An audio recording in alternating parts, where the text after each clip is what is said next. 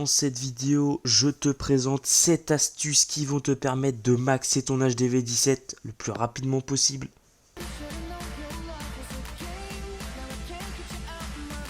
Et salut l'équipe, c'est Blaze. J'espère que vous allez bien les gars. Donc aujourd'hui, nouvelle vidéo les gars où je vous présente des astuces. On va dire que la vidéo du guide HDV17, beaucoup l'ont fait et je me suis dit que ça pouvait être intéressant de le tourner d'une autre manière en vous présentant plutôt des astuces qui vont vous permettre aussi de vous améliorer donc rapidement HDV7 maxé du coup. Donc voilà l'équipe, on se retrouve directement pour la suite de la vidéo.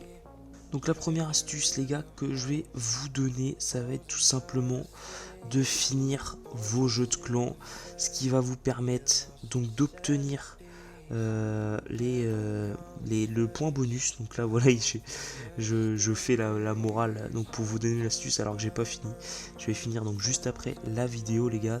Donc ça vous permettra d'obtenir donc non pas 6 paliers mais 7 paliers avec donc 3 choix différents pour une récompense bonus qui vous servira amplement sur ce début d'hôtel de ville. La deuxième astuce ou conseil, vous le prenez comme vous voulez les gars, ça va être de garder donc un dernier ouvrier pour pouvoir améliorer vos remparts et ainsi ne pas perdre de ressources et de temps. Donc voilà, ça vous permet en même temps donc d'améliorer 5 bâtiments et donc de garder un dernier ouvrier pour vos remparts. Bon là, c'est pas encore une fois le bon exemple parce que j'ai mis à tourner pour cette nuit donc une petite défense qui me permettra donc qu'elle soit finie donc demain matin et voilà pour pouvoir ensuite en relancer le lendemain. Pour la troisième astuce, je vais vous conseiller donc de ne pas utiliser vos runes si vos ressources ne sont pas très basses. Donc voilà, si vraiment vous avez besoin de combler, n'hésitez pas à améliorer des remparts, des pièges ou voilà des bâtiments qui viennent d'être construits comme par exemple la tour d'archer. Donc voilà, elle coûte pas cher et c'est pas long, donc ça peut vous permettre de combler on va dire vos trous en ressources et de ne pas perdre d'or, d'élixir ou d'élixir noir afin de pouvoir bien utiliser vos runes.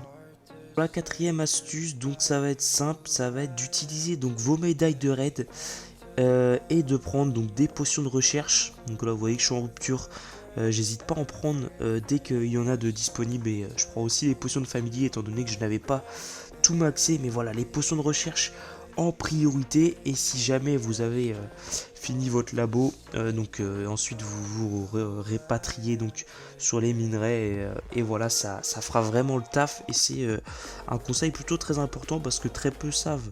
Je pense qu'il y a des potions de recherche donc dans les médailles de raid. Descendre en trophée pour pouvoir farm en super gobelin et sort d'un vie les gars, ça va être la cinquième astuce pardon.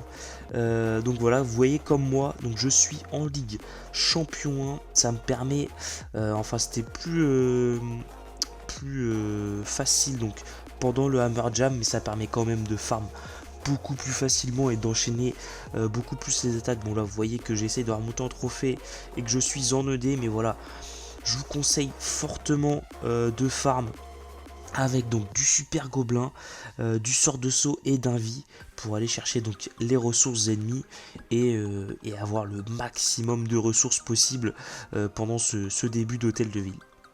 Sixième astuce, utilisez les marteaux et livres pour les délais les plus longs. Ça va être simple les gars, pour utiliser donc vos marteaux et livres, n'utilisez pas donc sur des délais de 2 heures ou de 1 jour ou 2.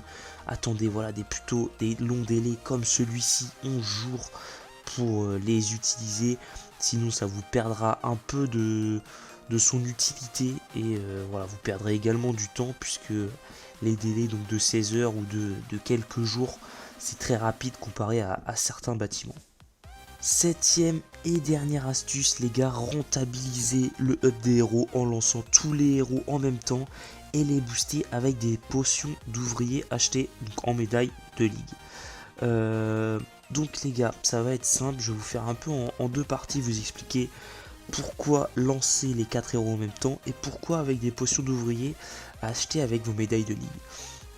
Alors, déjà lancer vos 4 héros en même temps avec donc des potions d'ouvrier, ça vous permettra de vraiment que les 4 aillent le plus vite possible. Sinon, si vous lancez par exemple un seul héros avec des popos d'ouvrier, ça vous permettra de n'utiliser vos popos héros que pour un seul héros. Et c'est un peu dommage, on va dire que c'est du temps de perdu. Même si voilà, en attaque vous serez un peu moins performant du coup. Ne vous mettez pas en GDC et descendez de la Ligue des Légendes pour attaquer. Ça c'est la première chose. Et donc en calculant les gars, j'ai sorti la calculette. Donc quand tu calcules bien, tu as les 5 héros qui tournent. Si tu comptes 5 héros en marteau, ça fait 5 fois 165 médailles est égal à 825 médailles avec donc les marteaux les gars. Et à la place des 5 marteaux, tu prends des potions, soit 27,5.